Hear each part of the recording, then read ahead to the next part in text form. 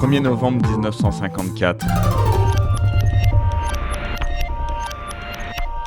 Alors le 1er novembre 1954, en Algérie, une trentaine d'attentats ont lieu en divers endroits du territoire. Ce sera ce qu'on appelle la Toussaint Rouge. Cette insurrection apparaît comme une étape décisive dans le déclenchement de la guerre d'indépendance algérienne, d'abord par son ampleur, mais aussi parce qu'elle marque l'apparition sur la scène politique et militaire de son principal acteur, le FLN. Alors la guerre d'Algérie et plus largement les guerres d'indépendance nationale bouleversent le mouvement ouvrier en France et dans le monde. De nouveaux clivages apparaissent, en particulier autour de l'attitude à adopter vis-à-vis de ces mouvements. Alors, mais on voudrait voir un petit peu quelle vision tu as de la guerre d'Algérie et plus largement essayer d'interroger quels sont historiquement les rapports de la gauche et des questions coloniales. Bon, alors là, c'est un peu directement notre histoire. Je dis au niveau... Puisque, bon, on peut dire en tout cas pour ma génération, j'aime pas trop ces histoires de génération, c'est toujours un peu gluant, mais enfin bon, c'est un repère chronologique. On est en partie le produit quand même, direct ou indirect, de cette guerre d'Algérie.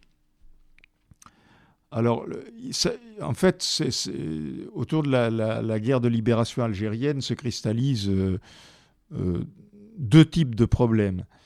Le premier, c'est justement l'attitude du mouvement ouvrier des pays, des métropoles coloniales face ou vis-à-vis des guerres de libération et des mouvements anticolonialistes. C'est une histoire, là aussi, assez tumultueuse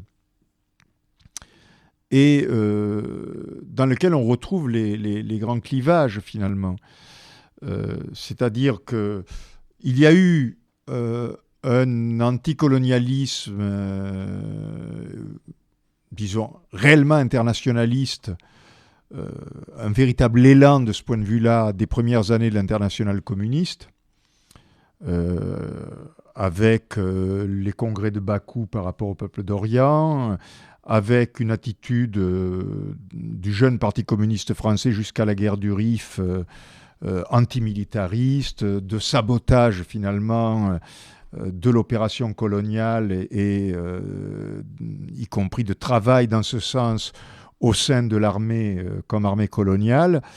Et puis cette tradition finalement là aussi a été sacrifiée petit à petit aux jeux diplomatiques et aux intérêts d'État sur la scène internationale.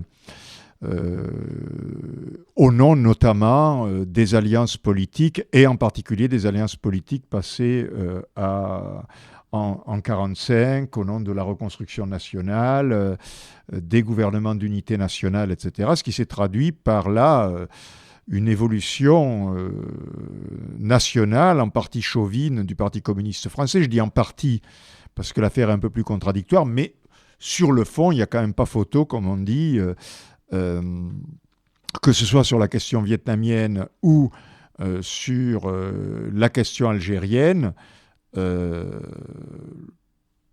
ne peut pas dire qu'il y ait eu un soutien actif à la lutte de libération algérienne à partir de 1954. Alors, avec parfois des alibis théoriques, est-ce que l'Algérie est une nation ? C'est une nation en formation, mais donc est-ce qu'on peut parler de droits nationaux ? Avec tout un discours sur le droit au divorce ou l'obligation de divorce. On a le droit au divorce, mais on n'est pas obligé de divorcer. Donc, en tout cas, de ne pas faire du droit à l'indépendance une question de principe à ce moment-là. Il en est résulté quand même une ligne qui, au maximum, ça a été un des points d'ailleurs sur lequel, à l'époque, de manière pas tout à fait consciente, mais on entrait en malaise, et pour certains d'ailleurs camarades, en opposition avec la ligne du parti. Il faut dire que beaucoup de militants qu'on va retrouver en 68 ou exclus du parti par la suite, à l'époque, faut rappeler, le Parti communiste en France faisait 25% de l'électorat, rien de comparable à aujourd'hui. Donc c'était quand même, pour quelqu'un qui se radicalisait en politique, c'était un engagement, je ne dis pas inévitable, mais largement naturel. Or, le Parti communiste a... Moi, j'ai fait les dernières manifestations sur la guerre d'Algérie, mais c'était plus un mot d'ordre de paix. Donc, le mot d'ordre central, d'ailleurs, c'était paix en Algérie, mais c'était pas explicitement un mot d'ordre de soutien actif aux FLN et aux Algériens. Ce soutien, il est beaucoup plus venu des milieux intellectuels avec l'appel des sangs, qui n'était pas uniquement un appel pétitionnaire d'intellectuels, mais qui était quand même une sorte d'engagement moral à un soutien actif, c'est-à-dire à l'hébergement des militants algériens clandestins, à une certaine aide au FLN. Donc, finalement, le déclenchement de la guerre de libération algérienne, venant en 1954, exactement au moment où se soldait la défaite de l'impérialisme français en Indochine, c'était la mise à l'épreuve, finalement, des positions face à un mouvement général des luttes de libération nationale dans le Maghreb, en Indochine, mais également dans les colonies africaines, portugaises, françaises dans une moindre mesure, à ce moment-là. Bon, ça, c'est le premier problème, donc, dont la conséquence, c'est la division par rapport au type d'engagement, c'est-à-dire de solidarité avec l'ensemble du mouvement anticolonialiste et anti-impérialiste, et d'une solidarité active, non pas d'une solidarité tolérante au nom de la paix. Alors, il faut nuancer quand même, parce que la ligne du Parti communiste avait des traductions parfois compliquées, entre, par exemple, l'objection de conscience, le refus d'aller en Algérie, et certains militants communistes ont été emprisonnés. Alban Liechti, moi quand j'adhérais à la JC, on faisait la campagne pour la libération d'Alban Liechti, qui était emprisonné pour avoir refusé de porter les armes contre le FLN. Il y a eu très peu de cas de désertion, c'est-à-dire de passage au FLN. Il y en a quelques-uns connus, mais le problème portait principalement là-dessus. Ça, c'est un premier problème. L'autre problème, c'était ce qu'on pouvait attendre de la révolution algérienne elle-même. Est-ce que c'était une guerre de libération pour l'indépendance nationale, point, ou est-ce que sa dynamique allait beaucoup plus loin dans le sens d'une expérience socialiste, etc. Et le contexte là est important. Alors d'abord, le débat, je ne reprendrai pas ici, il y a eu un débat qui soutenir le FLN, qui était d'une certaine manière plus radical, ceux qui ont pris l'initiative de l'insurrection, ou le MNA, le MNA de Messaliadj, qui était historiquement plus lié à une culture de mouvement ouvrier, et qui, au début, en 1954, n'était pas une organisation légaliste. Il y avait des divergences sur comment, etc., quel type de lutte armée, mais pas sur le principe. Et le MNA se préparait, lui aussi, à mener des luttes militaires. Bon. Après coup, je crois que c'est des questions qu'on peut discuter sereinement, parce que le MNA s'est transformé en partie en instrument du colonialisme français, mais ce n'était pas le cas au tout début de la guerre. À partir de 1958, ça l'est devenu, où ils ont, dans leur rivalité avec le FLN, ont pactisé parfois des degrés divers avec l'autorité coloniale. Bon, mais l'autre problème, c'était quel programme pour le FLN ? Est-ce que c'était un programme nationaliste, voire confessionnel ?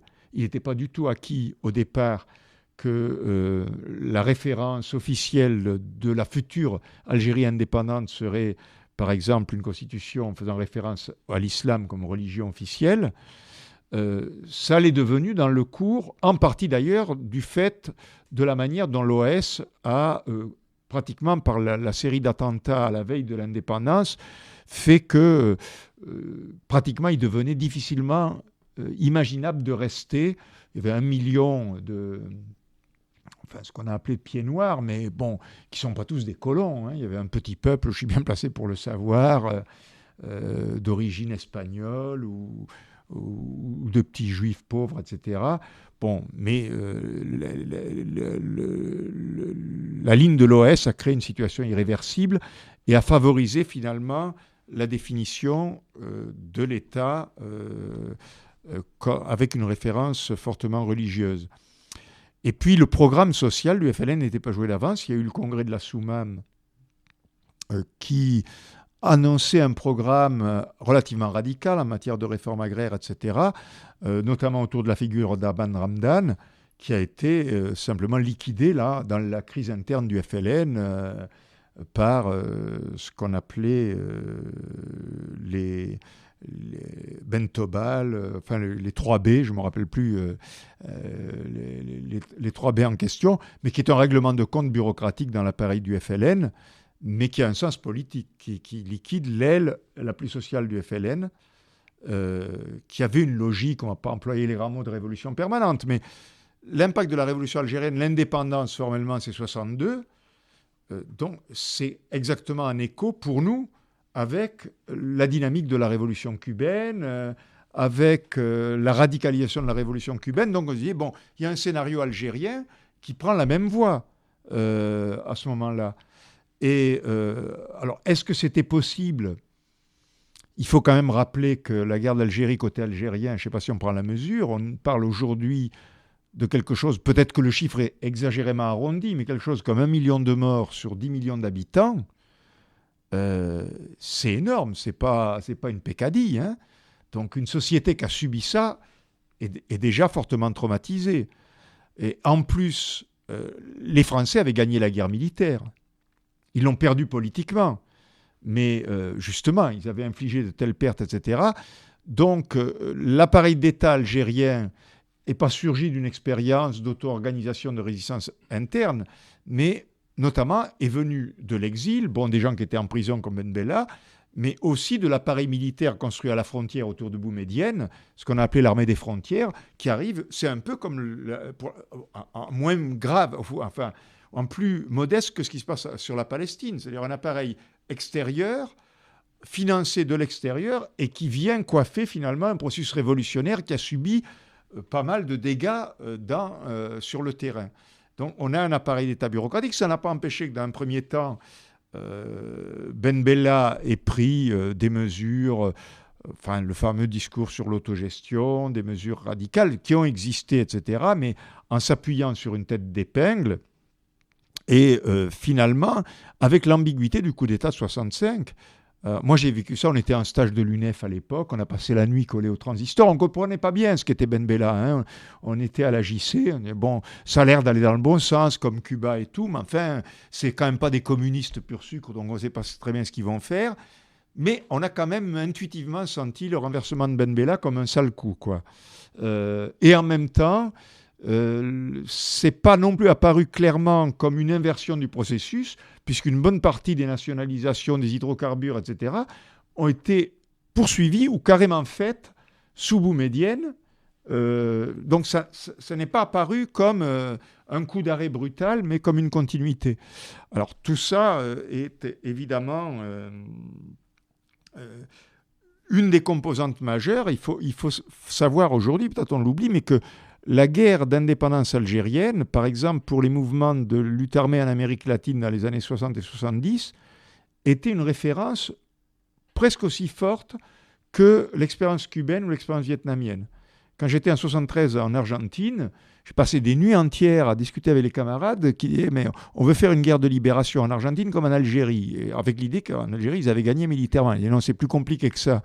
Mais l'Algérie était une référence, faisait partie de cet ensemble d'expériences de la révolution coloniale. Il ne faut pas oublier quand même qu'un des textes fondateurs pour nous, qui était le discours d'Alger, du Tché, était un discours d'Alger, de son passage en 65 en Algérie, où il prend position le plus explicitement possible à l'époque par rapport au jeu et aux rapports de force internationaux, à la politique de l'URSS vis-à-vis justement des guerres de libération nationale dans les pays coloniaux, etc.